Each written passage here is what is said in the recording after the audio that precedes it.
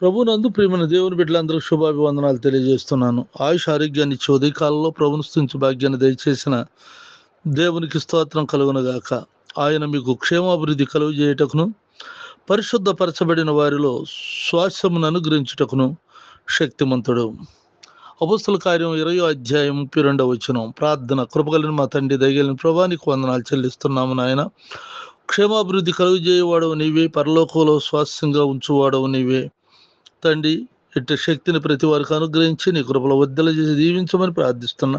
నీ బిడ్డలు ఇంట్లో నుండి బయటకు వెళ్తున్నా, బయట నుండి ఇంటికి వస్తున్నా, కాపుదల భద్రతలో ఉంచండి. వారి చదువుల్లో, వ్యాపారం, వ్యవసాయం, ఉద్యోగాల్లోనూ నువ్వు తోడుగా ఉండండి నాయన.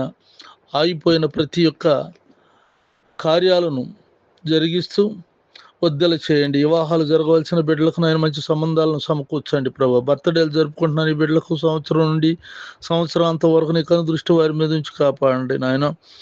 ఉద్యోగాల కొరకు ఎదురు చూస్తున్న వారికి త్వరగా మంచి ఉద్యోగాలు దయచేయండి నా తండ్రి. నా దేశాన్ని రక్షించండి. అనారోగ్యంలో ఉన్న వారికి ఆరోగ్యం దయచేయండి. సంతానం లేని వారికి సంతానం దయచేయండి ప్రభా. నా తోడు సేవకులైనటువంటి వారు ఆయా స్థలాల్లో చేస్తున్న పరిచర్యలను దీవించి ఆశీర్వదించండి. ఇడుగు నెడబాయిన దేవుడు అయిన నీవు ప్రతి వారికి తోడుగుండి సహాయం చేయమని, మేలులతో నింపమని తండ్రి. కృంగిన వారిని లేవనెత్తి ఆర్థిక సమస్యల నుండి ఇడిపించి, అప్పుల బాధ నుండి ఇడిపించి ప్రతి వారు నెమ్మదిగా, సుఖంగా, సంతోషంగా జీవించినట్లు నీ రాకడ కొరకు సిద్ధపరచమని యేసునామములో ప్రార్థిస్తున్నాను తండ్రి. ఆమెన్. తండ్రి దేవుని దయ, ప్రభువైన యేసుక్రీస్తు వారి కృప, పరిశుద్ధాత్మకు సన్నిధి నిత్యం తోడైయుండుగాక.